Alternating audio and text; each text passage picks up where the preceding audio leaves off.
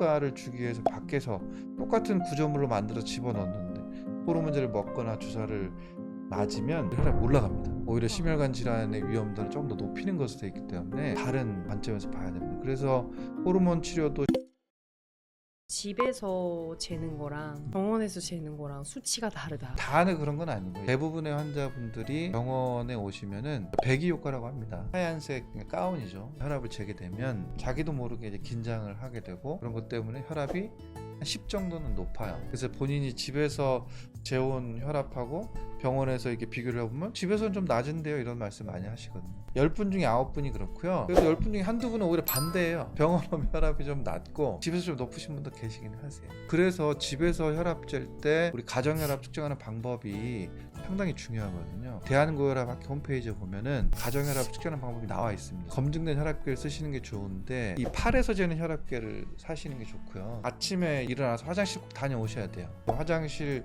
가기 전에는 혈압이 많이 올라가 있거든요. 식탁에서 이제 의자 등을 붙이고 팔에 혈압계를 커프를 감고 심장 높이로 이렇게 해서 측정을 해야 됩니다. 처음에 혈압이 좀 높다 그러면 좀 한 2, 3분 정도 쉬었다가 다시 또 그래서 일반적으로는 보통 낮은 게 본인 혈압이라고 보시면 돼요. 혈압은 항상 조금만 자극에도 올라가려고 하는 성격이기 때문에 낮은 게 본인 혈압이다 생각하시고 편안한 자세로 재보시고 그리고 주무시기 전에 한번 재시고요. 뭐 음주를 했다든지 뭐 회식을 했다든지 부부싸움을 해서 스트레스를 많이 받았다든지 그럴 때 안 재는 게 좋습니다. 괜히 이게 튀는 값이 나오기 때문에 우리가 판단하기 어려워요. 그래서 일주일에 한두 번 정도 재시고 다음에 이제 외래를 간다 그러면 외래 가기 일주일 정도는 매일매일 재시고 그걸 가지고 가서 담당 의사 선생님 보여드리시면 상당히 진료에 도움 많이 됩니다. 부부싸움을 매일 하시는 그런 경우는 네. 부부싸움을 매일매일 하면 스트레스가 매일매일 있다. 그게 예를 들어서 뭐 1, 2주, 한 달 이내에 끝날 게 아니고 내가 5년, 10년 이렇게 산다. 우리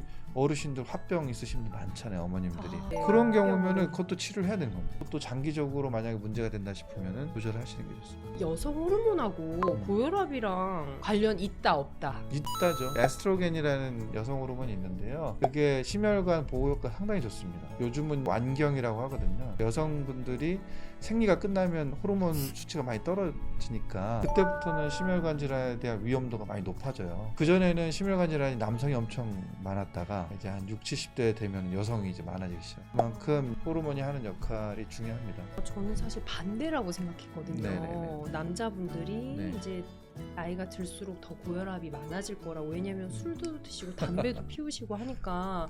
근데 폐경이 오면서 여성분들이 더 네네. 높아진다는 게 좀 슬프네요. 맞습니다. 근데 참 아이러니하게 그러면은 폐경되고 나서 호르몬을 먹으면 되지 않겠느냐 하지만 우리 몸에 내부적으로 자연스럽게 생겨난 호르몬하고요 효과를 주기 위해서 밖에서 똑같은 구조물로 만들어 집어넣는데 호르몬제를 먹거나 주사를 맞으면 혈압이 올라갑니다. 오히려 심혈관 질환의 위험도를 좀 더 높이는 것으로 되어 있기 때문에 다른 관점에서 봐야 됩니다. 그래서 호르몬 치료도 심혈관 질환이 있거나 혈압이 높으신 분들은 폐경기 증상이 심하지만 않으면 그렇게 하지 않는 것으로 여성분들은 방패를 하나 쥐고 있다가 폐경이 되면서 그 방패가 없어진 거라고 보시면 돼요. 그러니까 폐경기 이후에 혈압도 더 잘 재보시고 혈당 체크도 한 번씩 해보시고 콜레스테롤 검사도 해보고 제가 외래를 보더라도 이렇게 나이 순으로 이렇게 배열을 해보면은 20대부터 50대까지는 여성분이 없어요 환자가. 근데 50대 이후로는 이제 여성분들이 남성보다 이제 많아지기 시작하는 거죠.